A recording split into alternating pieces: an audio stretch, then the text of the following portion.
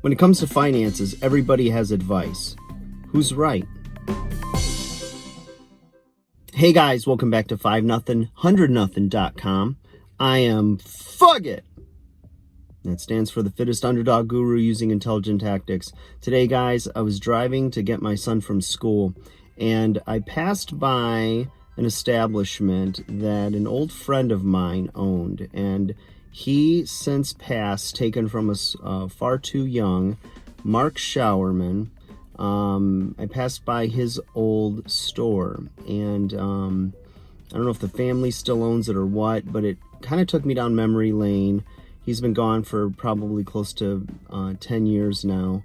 And it was interesting because once I started getting into personal training and working on reality shows and doing consulting work, as well as being a college instructor, I started having this huge influx of money, and I wasn't sure what to do with it. And you hear all kinds of different pieces of advice from people.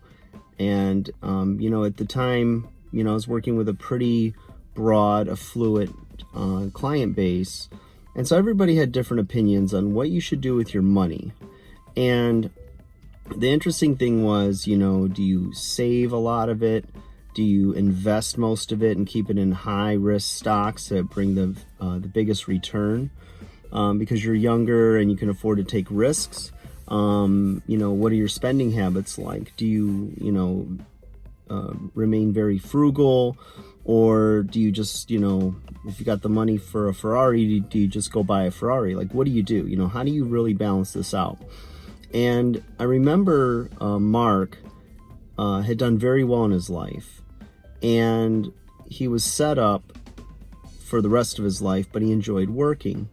So he would, be kind of a fly on the wall. He was a guy that was always in the gym working out at all hours of the day, and he would always just kind of come to me for fitness advice. And so I'd give him like a couple of tips on exercises, and we just like make small talk like that.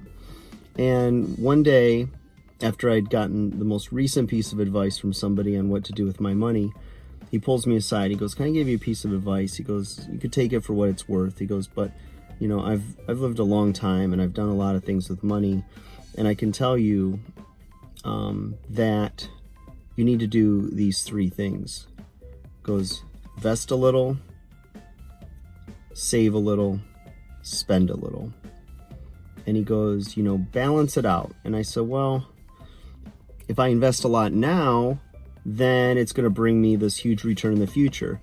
And he kind of had this knowing smile, and he goes, because you don't know how long you got. He goes, "You got to enjoy some of your money." He goes, "Put some away for a rainy day, and also invest some money. That way, you know that you're going to have, a secure future." And little did I know at the time that he was sick. And he kept it from people, and I didn't find out until after his passing that he had been sick. And I think he was just giving a perspective from where he was in life. And I know that he had done well. He had worked a lot early in his life and was living on the fruit of that. But I think the one thing that he couldn't do with all that money was gain back time. He couldn't buy time. So none of us knows how much time we have, and every day is a gift. I really believe that. So I can see his perspective, and I hadn't really thought about it in a long time, but passing by his store kind of brought back a flood of memories, and I thought about him and what that meant to me and how it helped me to balance my life.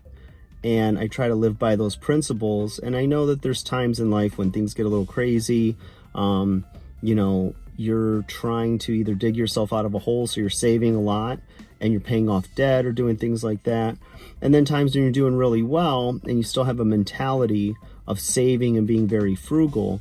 And while that's not a bad way to live, you also want to enjoy some of the fruits of your labor as well. You want to have some fun things. You want to be able to drive the car you want, wear the clothes you want, go on vacations, do things like that.